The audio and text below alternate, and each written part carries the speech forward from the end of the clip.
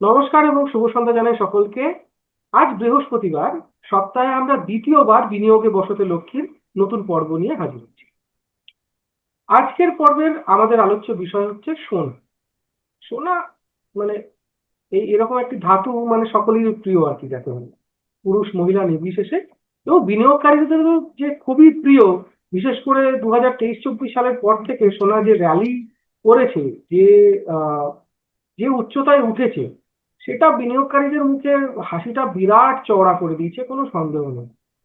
তাহলে আজ আমরা সোনা নিয়ে কথা বলবো, যে অবশ্যই। সোনার এখন যে অবস্থা, সোনার যে এখন যে দামে যে অবস্থানে সোনা রয়েছে, সেই সময় কি আর সোনা কিনে আপনার পোর্টফোলিওকে মানে কি বলবো, একটু ভারাক্রান্ত করবেন, না সোনা এরপরেও আবার র্যালি করবে এবং নতুন উচ্চতায় যাবে? আজকে আমরা এই আলোচনায় আমাদের সঙ্গে সামিল হয়েছেন সুব্রত পাল। নমস্কার। আপনাকে অনেক অনেক স্বাগত। মিউচুয়াল ফান্ড নিয়ে আলোচনা করেছিলাম, আজ সোনা নিয়ে আলোচনা করবো। একটু আপনার অভিজ্ঞতাটা জানতে চাইবো, যে এই যে নতুন একটা সরণি আপনার সামনে যে রয়েছে, এটা আপনার অভিজ্ঞতাটা ঠিক কেমন, এই ধরনের এপিসোড শুট করা এবং আরো বেশি লোকের সামনে পৌঁছে যাওয়া? অবশ্যই। প্রথমেই বলবো, সোনাকে আমরা বলি ভগবানের মুদ্রা বা গড কারেন্সি, হুম। মানে ঈশ্বরীয় মুদ্রা। তার মানে আমরা মানুষরা যে টাকাটা তৈরি করতে পারি, কিন্তু ভগবান সৃষ্টি যে টাকাটা রয়েছে সেটা হচ্ছে সোনা, যেটার হুম। মূল্য কোনোদিনই কমে না। যুগ যুগ ধরে কিন্তু এর দাম বাড়তেই থাকে, বাড়তেই থাকে। এবার আমাকে দেখতে হবে যে আমি কখন দাঁড়িয়ে সোনাটাকে পারচেস করছি, আর সোনা কেমন আমাকে গ্রোথ দিচ্ছে। সোনা কেন কখনোই কিন্তু স্টেবল গ্রোথ দেয় না। সোনা কিন্তু একটা টাইমে কিন্তু কনসোলেশন হয়ে থাকে, যে সময়টা ও রিটার্ন দিতে পারে না, তার পরবর্তীকালে কিন্তু ও আবার রিটার্ন দিয়ে দেয়, গ্রোয়িং ফেজ থাকে। এবার আমি কোন টাইমে ইনভেস্ট করি সেটা সব থেকে ইম্পর্টেন্স হয়ে দাঁড়াচ্ছে। তা সেক্ষেত্রে সোনা কখন হয়, যখন কোনো ভূ রাজনৈতিক বা অস্থিরতা দেখা যায়, তখন ব্যাংকগুলো, মানে আমাদের দেশে যেমন রিজার্ভ ব্যাংক আছে, এই রিজার্ভ ব্যাংকগুলো সোনা কেনা শুরু করে দেয়। যখনই সোনা কেনা শুরু করে দেয়, তখন স্বাভাবিকভাবে মার্কেটে সোনার প্রতি একটা অদৃশ্য চাহিদা শুরু হতে থাকে। এবার ন্যাচারালি সোনার দাম বাড়ে। সোনার দাম যখন বাড়ে, তখন যারা আমরা সাধারণ বিনিয়োগকারী, আমরা ভাবি যে এই সময় সোনা কিনলে হয়তো আমরা আরো বেশি মুনাফা অর্জন করতে পারবো। কিন্তু আহ তারপরে কিন্তু সোনার র্যালিটা একটা সময় গিয়ে থেমে যায়। তখন আমরা বুঝতে পারি যে টাকাটা আমরা ইনভেস্টমেন্ট করলাম, সে টাকাটা কিন্তু আমাদের পকেটে প্রফিট তৈরি করলো না বা লাভ হলো না। এবার আমরা দেখবো সোনাটা আমরা কখন কিনছি। যদি আমরা সোনা কেনার একটা ভাবি যে আগামী 2 বছর বা 3 বছর হরাইজন ভেবে যদি আমি সোনা কেনার জন্য আগ্রহী হই, তাহলে আপনাকে আমি একটু বিরত থাকতে বলবো। কিন্তু যদি আপনার লক্ষ্য হয় অবশ্যই 10 বছর বা 12 বছর এরকম একটা ফেজে যদি আপনি সোনা কেনা ভাবেন, আপনি প্রতি মাসে অল্প অল্প করেও সোনা কেনেন, তাহলে কিন্তু ওই টাইমিং এর জন্য আপনার কিন্তু সোনা অবশ্যই একটা ভালো র্যালি আপনি দেখতে পাবেন। এর সঙ্গে আমাকে দেখতে হবে সোনা কিন্তু কখনো সোনা খুব স্টেবিলিটি দেয় আমাকে। শেয়ার বাজার যখন মার্কেট অস্থিরতা হয়, বাজারে কোনো যুদ্ধ হয়ে যায়, অস্থিরতা, তখন কিন্তু মার্কেটে সোনার প্রচন্ড ডিমান্ড তৈরি হয়ে যায়। যেটা 2013 থেকে 2018 সালে কিন্তু মার্কেটটা স্থির ছিল, তখন সোনা সেরকম প্রাইস হাইক হয়নি। আবার 19 থেকে 20 যখন আমাদের করোনার টাইমটা, তখন কিন্তু সোনার আবার কিছুটা দাম প্রাইস বেড়ে যায়। আবার 2000 হচ্ছে আপনার 20 থেকে 23 এই সময় আবার একটু মার্কেটটা আবার স্থির হয়ে যায়। আবার 24 থেকে 26 কিন্তু অত্যাধিক র্যালি দেওয়া শুরু করে, কারণ সে সময় প্রতিটা দেশ, মানে ডলার যাকে সঞ্চয় করে রাখতো, ডলারের পরিবর্তে তারা কিন্তু সোনা সোনা কিনতে শুরু করেছে। স্টার্ট করছে। এবং আগামী দিনে ডি ডলারাইজেশন মানে একটা শব্দ উঠে এসছে, যেটাকে আমাদের বিদেশের বাণিজ্যের ক্ষেত্রে ডলার ইউজ না করে যাতে আমরা সোনাটাকে ইউজ করতে পারি। তা হুম। সোনা ইউজ করতে পারে, তাহলে ওটাকে একটা কারেন্সি হিসেবে ইউজ করা হবে। তাহলে প্রতিটা দেশই তার নিচের মতন করে তার সোনা আহ, আরো বেশি পরিমাণে মানে রিজার্ভ করতে চেষ্টা করবে। আর এই রিসার্চটা আমাদেরকে এটা বুঝতে সাহায্য করে যে আগামী দিনে যখন একটা দেশে রিজার্ভ ব্যাংক সোনা স্টোর করছে, তার মানে আহ, আমি যদি আজ সাধারণ বিনিয়োগকারী হিসেবে যদি আমি স্টোর করতে থাকি, তাহলে কিন্তু দীর্ঘমেয়াদে আমার পকেটেও কিন্তু মুনাফা আসবে। বেশ। তাহলে আপনার এই কথা অনুযায়ী আমরা একটুখানি এগিয়ে যাচ্ছি।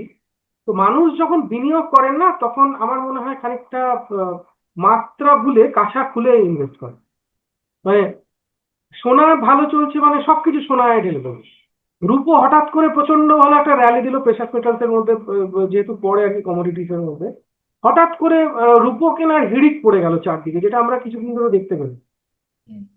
তো এই সোনার উপর হঠাৎ করে যে হিড়িক এবং তার যে অতিরিক্ত আপনার ইনভেস্টমেন্ট যেটা হয়েছে, সেটা এই বাজারের ক্ষেত্রে কতটা লাভজনক বা কতটা ক্ষতিকারক বলে আপনার মনে হয়? যারা করছে, বিশেষত সাধারণ বিনিয়োগকারীদের কথা চিন্তা করে।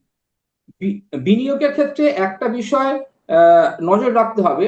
আমরা এই সামনে পুজো আসছে, তো পুজোর সময় আমরা কোন দোকানে পারচেস করি, যে দোকানে খুব ভিড় হয়।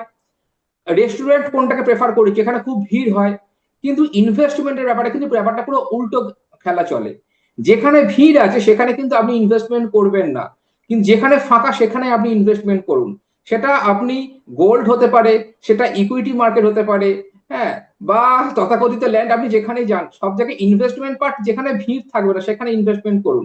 আপনি ভিড়ে, যেখানে সবাই ইনভেস্টমেন্ট করছে সেখানে কিন্তু আর কিছু নেই, সেখানে ইনভেস্টমেন্ট না করাটাই সব থেকে বেস্ট। যা হওয়ার হয়ে গেছে, যা র্যালি দেওয়ার দিয়ে দিয়েছে, তারপরেই খবরটা বাইরে এসছে এবং তারপর আপনার কাছে পৌঁছচ্ছে। আপনি যদি এবার সেই, মানে কি বলবো, আপনি ভাবছেন যে রেলগাড়িটা স্টেশনে পৌঁছেছে, এবার থেকে আরো একদম বেরিয়ে যাবে, রেল লাইনই পাতা নেই, যাবে কোথায়? মোটামুটি যা হওয়ার হয়ে গেছে, এবার আপনাকে রেল লাইন পাততে দিতে হবে আবার। তাহলে রাইট, আপনি রাইট, স্টেশন থেকে বেরিয়ে আসুন। এটা রাইট। বিনিয়োগের ভাষায় আর কি আমি বললাম, আপনাদের যাতে বুঝতে সুবিধা হয় সহজ করে আপনাদের বোঝানোর চেষ্টা করলাম যে যখন সবাই একটা বিষয় নিয়ে আলোচনা করে এবং সবাই যখন বলে যে না এবার সোনায় বিনিয়োগ করতে হবে বা রূপোয় বিনিয়োগ করতে হবে, তখন আপনি দয়া করে সেখান থেকে বেরিয়ে আসুন। আপনি একদম ঠিক। তাহলে ভিড়বেন না। তাহলে দেখবেন যে কোন ওই সময় কোন মার্কেটটা নিচের দিকে আছে, ইকুইটি রাইট, মার্কেট নিচের দিকে থাকছে বা অন্য কোনো, যদি আমি যদিও থিমেটিক বা সেক্টরাল ফান্ড আমি মানে খুব একটা বেশি আমি কখনোই বিনিয়োগকারীদের নিতে বলবো না, যদি না আপনার পরামর্শদাতা আপনাকে সেই ক্ষেত্রে পরামর্শ দিয়ে থাকেন। তো না হলে আপনারা কখনোই সেক্টরাল বা থিমেটিক ফান্ডে করবেন না দয়া করে, মানে পরামর্শ না নিয়ে করবেন না। এটাও খুব ওটা স্মল ক্যাপের থেকেও আরো হাই রিস্ক আরো জনক। মারাত্মক মারাত্মক রিস্কি, ঠিক ঠিক আছে? আছে, এবং ওখানে এন্ট্রি আর এক্সিট যদি ঠিক টাইম মতো না রাখা তাহলে হয় আপনি ডুবে গেলেন তাহলে একদম। কিন্তু এই সোনার মতন ব্যাপারটা হয়ে দাঁড়াবে। শুধু একদম হয়ে কানে দাঁড়াবে। শুনছি কিন্তু আমার হাতে রিটার্ন অ্যাকচুয়ালি তৈরি হচ্ছে না। একদম। তো এই ব্যাপারটা মাথায় রাখতে হবে। তাহলে আপনারা এখন সাধারণ বিনিয়োগকারীদের প্রশ্ন হচ্ছে, সোনা তো প্রিয়, তা এখন অনেকে ফিজিক্যাল গোল্ড কেনার চেষ্টা করেন। ফিজিক্যাল গোল্ড বাড়িতে রাখা একটা সমস্যা, ব্যাংকে লকারে রাখলে তার প্রপার বিল না থাকলে সেটার কোনো আপনি রিইম্বার্সমেন্ট পাবেন না। এখন তো নতুন নিয়ম আছে যে লকার যদি কোনো কারণে নষ্ট হয়ে যায় বা যদি খোয়া যায়, সেক্ষেত্রে রিসেন্টলি আমরা দেখতে পেলাম এসবিআই এর একটা ব্রাঞ্চে একজনের লকার থেকে 50 লক্ষ টাকার গয়না গায়েব হয়ে গেছে এবং তার কোনো হদিশ দিতে পারেনি কেউ, এবং তারপরে ফাইনালি এসবিআই এর এগেইনস্টে এখন মামলা চলছে এটা নিয়ে। এবং সেটা মামলা চলছে, ওটা দীর্ঘমেয়াদী সূত্রতা হয়ে গেল। হ্যাঁ, এবার আপনি, টাকাও গেল, আপনার, গয়নাও গেল। হ্যাঁ, আপনার হচ্ছে ইনকাম ট্যাক্সের ফাইল দেখবে, আপনি হুম। সোনা বিলিং 50 লক্ষ টাকার দেখবে। গয়না কোথা থেকে এলো সে একটা আলাদা দেখবে আবার। হ্যাঁ, আপনি তার জায়গায় আমার মনে হয় সুব্রত বাবু আমার সঙ্গে একমত হবেন যে আপনারা যদি গোল্ড ফান্ড বা গোল্ড ইটিএফ যেগুলো আছে সিস্টেমেটিক যদি আপনারা ইনভেস্ট করতে গোল্ড চান। গোল্ড মিউচুয়াল ফান্ড আপনার জন্য সব থেকে সহজ বিনিয়োগের রাস্তা হচ্ছে গোল্ড মিউচুয়াল ফান্ড। আর যদি আপনারা কেউ ডিম্যাট থ্রু এগোন তাহলে সেক্ষেত্রে গোল্ড ইটিএফ। হুম, ইটিএফ এর ক্ষেত্রে কিন্তু রোজকার একটা কেনা বেচার ব্যাপার থাকে। মিউচুয়াল ফান্ডে আমি স্টে ইনভেস্টেড হয়ে রইলাম, এবং সেটা বিভিন্ন প্রতিষ্ঠান, আমরা বিভিন্ন এমসি হাউসের কিন্তু মিউচুয়াল ফান্ড হাউসের প্রত্যেকের গোল্ড ফান্ড আছে। কেউ আবার শুধু গোল্ড ফান্ড, কেউ আবার গোল্ডের সঙ্গে সিলভারকে নিয়েও একটা ফান্ড রেডি করেছে। এবার আপনার চিন্তা ভাবনা অনুযায়ী সঠিকভাবে আপনি গোল্ড ফান্ডে ইনভেস্টমেন্ট করুন। এক্ষেত্রে আপনার সুবিধা হচ্ছে, কখনো আপনাকে যদি আমি দোকানে গিয়ে সোনা কিনি, যদি সোনার কয়েন কিনি, সেক্ষেত্রে আমাকে 10 গ্রামের কয়েন ন্যূনতম পারচেস করতে হচ্ছে বা 1 গ্রামের কয়েন করতে হচ্ছে। কিন্তু যখনই আমি গোল্ড মিউচুয়াল ফান্ডে রাখছি তখন আমি সেক্ষেত্রে 500 টাকা দিয়েও কিন্তু আমি ইনভেস্টমেন্ট করতে পারবো। এটা আমার কাছে একটা সুবিধাজনক হচ্ছে। এবং হুম, আমি কিন্তু ওর ভ্যালুয়েশন আমি রোজকার দেখতে পাবো, প্লাস মাইনাস দেখতে পাবো, আমি ট্র্যাক করতে পারছি। এবং আমি যদি একটা তথাকথিত কোনো দোকানে গিয়ে পারচেস করি, সেক্ষেত্রে আমাকে সেই দোকানের বিলিং রাখতে হবে, এবং যখন আমি ওটাকে সেল করব তখন সেই পার্টিকুলার দোকানে যেতে হবে। হুম, কিন্তু মিউচুয়াল ফান্ডের ক্ষেত্রে সুবিধা হচ্ছে, আমি যে দোকান আমি পারচেস করেছি, আমার যখন মন হলো আমি এক্সিট করব, আমি সেই মুহূর্তে কাউকে কোনো রকম প্রশ্ন ছাড়া আমি এক্সিট করে বেরিয়ে আসতে পারবো, টাকাটা আমার ব্যাংক অ্যাকাউন্টে চলে এলো। হুম, এবার যাদের বাড়িতে ছোট, বিশেষত আমাদের সোনা লাগে কিন্তু হিন্দু ধর্মে আমাদের বিয়ের ক্ষেত্রে কিন্তু সোনার একটা অবশ্যই চাহিদা রয়েছে। তা যাদের বাড়িতে কন্যা সন্তান আছে তাদেরকে অবশ্যই আমি বলবো যে তারা গোল্ড ফান্ডে একসঙ্গে বেশি টাকা নয়, অল্প অল্প করে কিন্তু কিছু না কিছু বিনিয়োগ করতেই থাকুন, যেটা কিন্তু আপনাকে 10 বা 15 বছরের একটা হরাইজনে আপনাকে রিটার্ন কিন্তু আপনি অবশ্যই দেখতে পাবেন। আর তথাকথিত আপনি সোনার গহনা কিন্তু কিনতে কখনোই আমি সাজেস্ট করব না, সেটা শুধুমাত্র অলংকার হিসেবেই ঠিক আছে। কারণ সোনা গহনা কেনার সঙ্গে সঙ্গে আমি কিছুটা মজুরি যাচ্ছে, তার সঙ্গে আমাকে কিছুটা খাতও পারচেস করতে হচ্ছে। এবার তাহলে আমার যে পিওর ইনভেস্টমেন্টের জায়গাটা কিন্তু আলটিমেট কমে যাচ্ছে। তার সঙ্গে জিএসটিও লাগবে। আবার জিএসটি লাগছে, রাইট, এর সঙ্গে জিএসটি লাগছে। তাহলে আমি গোল্ড কয়েন কিনলে বাড়িতে রাখাটা এটা টেনশনের ব্যাপার, ব্যাংকের লকারে রাখাটাও তার আমাকে রেন্ট দিতে হচ্ছে। তার থেকে আমার সেফ জায়গায় গোল্ড মিউচুয়াল ফান্ডে ইনভেস্ট করা হচ্ছে। আহ খুবই সহজ এবং এবং মানে কি বলবো, আপনার পুরো টাকাটা ওই একই জায়গাতে ইনভেস্টেড হয়ে রয়েছে। এবং আপনার ভবিষ্যতে যখন আপনি বিক্রি করতে যাবেন, সোনার তৎকালীন যা বিশ্ববাজারে যা দাম থাকবে সেই অনুযায়ী আপনার কিন্তু আপনি সেই টাকাটা রিটার্ন পাবেন। আপনাকে কেউ কোনোদিন ঠকাতে পারবে না। ঠকাতে পারবে না, ঠিক ঠিক কথা। যেটা বাজারে সোনা কিনতে গেলে আমরা ঠকে যাওয়ার একটা ভয় লাগে, কেউ আপনাকে ঠকাতে পারবে না। এবং আপনি বিক্রি করার সময় আপনাকে কোনো রকম কোনো কন্ডিশন বা শর্ত আরোপ করা হবে না। কেনার সময় কোনো শর্ত নেই, বিক্রি করার সময় কোনো শর্ত থাকবে না। এবং আপনার অবর্তমানে এই লং টাইমে যখন আপনার অবর্তমানে আপনার নমিনিকে কিন্তু 100% ওটাকে ট্রান্সফার করে দেওয়া হবে, যেটা তথাকথিত আপনি পারচেস করলে কিন্তু মানে আমাদের ওপেন মার্কেটে কিন্তু সেইগুলো পসিবল নয়। তাহলে আমরা আবার সেই প্রশ্নটা ফিরে আসি যে এখন বিনিয়োগকারীরা কি করবে। সোনা এখন প্রায় অল টাইম হাইতে কাছাকাছি, মানে প্রায় মানে পুরোপুরি অল টাইম হাই না হলেও অল টাইম হাই এর কাছাকাছি মুভ করছে। অল তাহলে টাইম কি হায়ার করবে? কাছাকাছি। এই সময় দাঁড়িয়ে এককালীন টাকা কখনোই সোনাতে বিনিয়োগ করা উচিত নয়, প্রথম। দ্বিতীয়ত, আপনি বিনিয়োগ করবেন অল্প অল্প টাকায়, সেটা আপনি মান্থলি কোয়ার্টারলি এটা ভেবে নেবেন, অল্প টাকায় বিনিয়োগ করবেন। এবং আরো একটু ওয়েট করে যাওয়াটা বেটার হবে। এক্ষুনি আপনার বিনিয়োগ করলে কিন্তু আপনি হচ্ছে অল টাইম হাইয়ের প্রায় কাছাকাছি রয়েছে, এক্ষুনি বিনিয়োগ করতে বারণ করব। আর 3 থেকে 5 বছর যদি আপনার হরাইজন থাকে, তাহলে আপনি একদমই বিনিয়োগ করবেন না। আপনি অন্ততপক্ষে 10 বা 15 বছর টাইম হরাইজন যদি ভেবে থাকেন, তাহলে বিনিয়োগ করবেন। সম্পূর্ণ টাকাটাকে আপনার ইনভেস্টমেন্টের সম্পূর্ণ টাকাটা কিন্তু গোল্ডে ইনভেস্ট করবেন না, তার একটা ছোট্ট পার্ট 10% ম্যাক্সিমাম আপনার গোল্ডে ইনভেস্টমেন্ট করাটা উচিত। তাহলে আপনার ইনভেস্টমেন্টে ডাইভার্সিফাইড হবে।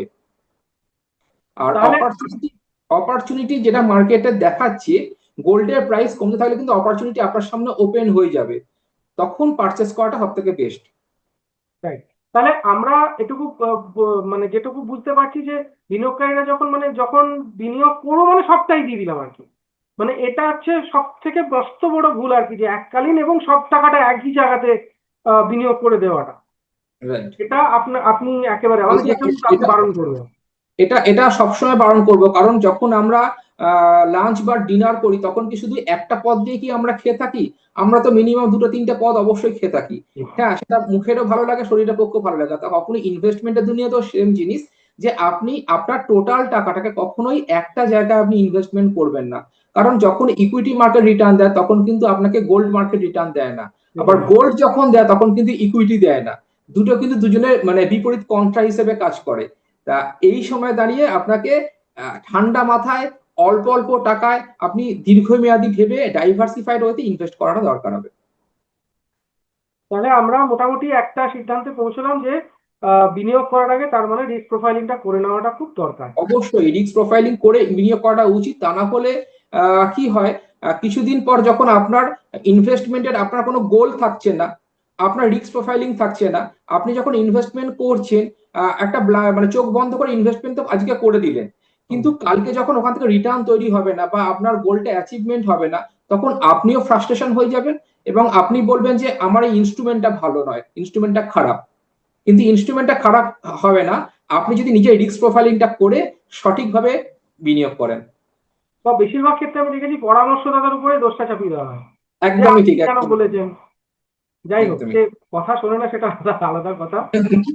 কিন্তু আলটিমেটলি যারা কথা শুনে বিনিয়োগ করেছেন এবং যারা দীর্ঘমেয়াদী থেকেছেন, আহ, আমরা প্রথম আপনারা এটুকু মনে থাকবে আমরা প্রায় 1.5 বছর ধরে এই অনুষ্ঠানটি সম্প্রচার করছি এবং আমাদের প্রায় 100টির বেশি এপিসোড হয়ে গেছে। তো আপনারা যদি এক্ষেত্রে দেখে থাকেন, 100টির কাছাকাছি এপিসোড হয়েছে এবং কিছু অন্যান্য ভিডিও আছে এর সঙ্গে। তো আপনারা যদি দেখে থাকেন তাহলে জানবেন যে আমরা সবসময় দীর্ঘমেয়াদী হওয়ার পরামর্শ দিয়ে থাকি আপনাদের। ইনভেস্টমেন্ট মানে ছোটখাটো কোনো সময়সীমা মেপে কিন্তু হবে না। ইনভেস্টমেন্ট বা বিনিয়োগ সেটা কিন্তু একটা বড় একটা সময়, একটা টাইম ফ্রেমের মধ্যে আপনাকে বেঁধে রাখতে হবে, কারণ জীবনটা খুব ছোট নয়, জীবনটা অনেক বড়, আপনাকে অনেক দিন কাটাতে হবে। এখন কিছু কিছু ক্ষেত্রে ব্যতিক্রম থাকতেই পারে, কিন্তু তার মানে এটা নয় যে আপনার জীবনকালটা খুবই সীমিত বা সময়সীমা খুবই কম, সেটা সেরকমটা নয়। ফলে আপনার জীবনটা যেরকম আপনি দীর্ঘমেয়াদী বা ভাবছেন, দীর্ঘমেয়াদী মানে মেয়ের বিয়ে বা ছেলের এডুকেশন নিয়ে ভাবছেন, তো বিনিয়োগ নিয়ে কেন ভাবছেন? এটাই রাইট। বক্তব্য। আর একই রকম ভাবে সবকিছু টাকা একটাই দিকে, একটা ফান্ডে, একটা কমোডিটিতে কখনোই কখনোই invest করা উচিত নয়। কখনোই উচিত হবে না। তাহলে লস হওয়ার সম্ভাবনা অনেকখানি বেড়ে যায়। অনেক বেশি, অনেক বা বেশি। আপনাকে দীর্ঘদিন ধরে কোনো উইদাউট কোনো লাভ বা কোনো কিছু ছাড়া আপনাকে ওই টাকাটি ধরে রেখে বসে থাকতে হবে। তো সেক্ষেত্রে সেটা আপনার টাইম লস হয়ে যাবে। একদম টাইম লস হয়ে যাবে। অন্য জায়গা থেকে যে আপনি যে লাভটা করতে পারতেন সেই লাভের দিকে আর আপনি যেতে এই পারবেন লাভটা না, করতে আপনার পারছেন না আপনি, কিন্তু একটা জায়গাতেই আটকে রয়েছে, অথবা আপনাকে লস করে টাকা তুলে দিতে হবে। লস করে বেরিয়ে আসতে হবে। এখন অনেক এটাই আপনার বিনিয়োগকারীরা যারা মানে শেষ সময় ইনভেস্টমেন্ট করেছে, তাদের পোর্টফোলিও দেখাচ্ছে বা আমরাও দেখছি যে তাদের এই পরিমাণ টাকা লস। এবার তাকে যখন এক্সিট করতে বলা হচ্ছে, সে তখন ভাবছে যে আমার মানে রক্ত জল করা টাকা আমি নষ্ট করব, হারিয়ে ফেলবো। কিন্তু আপনি তো কারোর পরামর্শ ছাড়া আপনি একটা ফোমোতে ইনভেস্ট করেছেন, তাহলে এক্স্যাক্টলি, সেটা তো আপনাকে মেনে চলতেই হবে। একদম। তাহলে আপনাকে ইনভেস্ট করে ফেলেছেন, যেটা হয়ে গেছে হয়ে গেছে, এবার সামনের দিকে তাকাতে শিখুন এবং টাইম ফ্রেমটাকে একটু বড় করতে শিখুন। সেক্ষেত্রে আপনার দীর্ঘমেয়াদী হওয়া এবং লাভ হওয়ার সম্ভাবনা অনেকটাই বাড়িয়ে দেবে।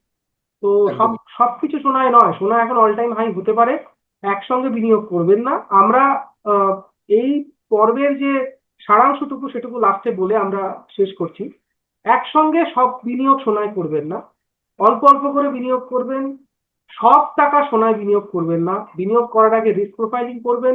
রিস্ক প্রোফাইলিং করে আপনার যিনি আর্থিক পরামর্শদাতা আছে বা যিনি মিউচুয়াল ফান্ড ডিস্ট্রিবিউটর, যার কথা শুনে আপনি বিনিয়োগ করেন, তার সঙ্গে পরামর্শ করে তারপর আপনারা বিনিয়োগ করুন এবং দীর্ঘমেয়াদী থাকুন। অল্প অল্প করে সোনায় বিনিয়োগ করতে থাকুন। আপনারা চাইলে এসটিপিও করতে পারেন।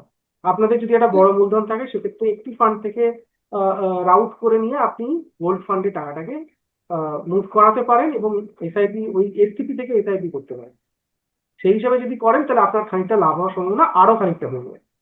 তো এই আপাতত এই পর্যন্ত যে ফিজিক্যাল গোল্ড কেনা এবং গোল্ড কয়েন কেনা যে আপনার পক্ষে খুব একটা লাভজনক নাও হতে পারে, বা চুরি হয়ে গেলে তো সবটাই গেল, হারিয়ে গেলে, ব্যাংকে কোনো দুর্ঘটনা ঘটলে, লকার চলে গেলে এবং সবটাই গেল। একই সঙ্গে লকারের জন্য আপনাকে প্রতি মাসে একটা টাকাও গুনতে হচ্ছে। কিন্তু রাইট।